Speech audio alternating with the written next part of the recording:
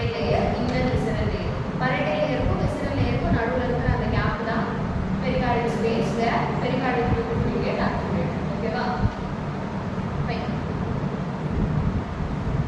Pericardial fluid எதுக்காக அந்த இடத்துல இருக்கு? What are the functions of this pericardium or that pericardial fluid? அந்த organs கூட friction வந்துட்டு இருக்க கூடாது அப்படிங்கற ஒரு விஷயத்துக்காக. செகண்ட் பார்ட் வந்துட்டு protection. ஓகேவா? ஹார்ட் சுத்தி நமக்கு ஒரு protection வேணும். அகைன் அடுத்து வேற என்ன பாசிட்டிவ் ஃபங்க்ஷன்ஸ் இருக்கு?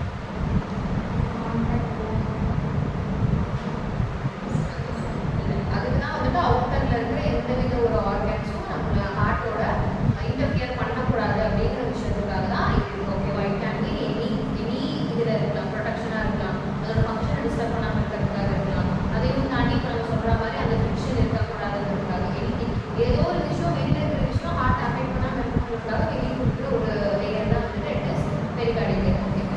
இந்த பெரிகார்டியல் லேயர்ல ஒரு இன்ஃபெக்ஷனோ ஏதோ ஒரு உள்ள வந்து அதனால இட் இஸ் கெட்டிங் இன்ஃப்ளமேஷன் அப்படிங்கும்போது தான் பெரிகார்டிட்டிஸ் அப்படிங்கிற ஒரு கண்டிஷன் வந்து ஃபார்ம் ஆகும். ஓகேவா? ஸோ இந்த பெரிகார்டிட்டிஸ் வந்துட்டு எடுத்தீங்கன்னா we have it in 3 types. ஓகேவா? acute, subacute or chronic. ஓகேவா? subacute வந்துட்டு you can also call it as recurrent. RECCURENT, recurrent. ஓகேவா? acute, recurrent or chronic. ஓகேவா? 3 stages. So okay, அப்ப acute னா என்ன? for short period of time ல occur ஆகுது. அதோட இது எப்படி இருக்கும்? Not mutation, not a mutation. Short period of time ல occur ஆகுது. It should be less than 3 months ல அது affect ஆயிருக்கும். அதோட affect எப்படி இருக்கு? எவ்வளோ சீரியஸா அது affect ஆயிருக்கும் அப்படின்னு கேட்குறேன். ரொம்ப சிவியரா இருக்கும் அதோட. ஓகேவா? சும்மா ஏதோ வந்தா போனேன் அப்படிங்கிற மாதிரி இருக்காது. ஷார்ட் டியூரேஷன் டைம்ல தான் அது வரும். அப்படி வந்தாலுமே எப்படி இருக்காது? மைனர் சிவியரா affect ஆயிருக்கும். Okay. So second stage recurrent. recurrent அப்படின்னா என்ன?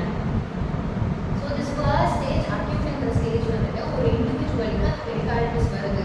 இட்ஸ் an acute ஸ்டேஜ் அப்படிங்கும்போது வந்துட்டு 3 monthsக்குள்ள it will go back.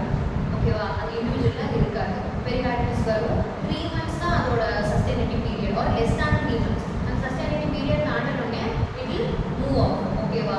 அந்த 3 மாசம் தாண்டதுக்கு அப்புறம் இப்போ individual is healthy for 2 months அப்படின்னு வச்சுக்கோங்களேன். அடுத்த ஒரு 3rd monthல இஸ் அகெயின் கெட்டிங் பெரிகார்டிட்டிஸ் அப்படின்னா அதுதான் ரெக்கரண்ட் பெரிகார்டிட்டிஸ் அப்படின்னு. ஓகேவா? ரெக்கரண்ட் புரிஞ்சுதா? சப்அக்யூட்ங்கிறது வேண்டாம், ரெக்கரண்ட்ங்கிறத வச்சுக்கோங்க. தட் வில் பி மோர் அப்ரோப்ரியேட்டா. Okay fine. Subacute and acute and recurrent புரிஞ்சுதா? 3 monthsக்குள்ள ஒருத்தங்களுக்கு ஒரு பெரிகார்டிட்டிஸ் வந்து மூவ் ஆயிடுச்சுன்னா that will come under acute. அதே வந்து மூவ் ஆன பெரிகார்டியம் சரி பெரிகார்டிட்டிஸ் இன்னும் 2-3 months கழிச்சு மறுபடியும் அதே இண்டிவிஜுவலுக்கு அக்கர் ஆகுதுன்னா தட் இஸ் கால்ட் ரெக்கரண்ட். ஓகேவா? Okay. Third type is chronic. So chronic அப்படிங்கிற விஷயத்துல என்ன ஆகும்னா டைம் டியூரேஷன் எப்படி இருக்குன்னா it will be more than 3 months.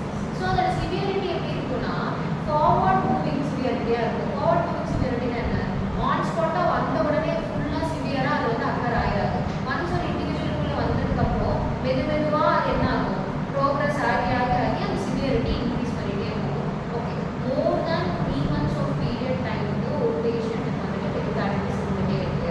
அதோட சிவியரிட்டி மெதுவா அந்த பெரிகார்டியம் ஃபுல்லா டேமேஜ் பண்ணிட்டே வந்துட்டே இருக்கு அப்படிங்கும்போது அது என்னவா இருக்கும்? That is called constructive pericarditis. ஓகேவா? பெரிகார்டிட்டிஸோட க்ரானிக் ஸ்டேஜ் தான் என்ன? கன்ஸ்ட்ரக்டிவ் பெரிகார்டிட்டிஸ்.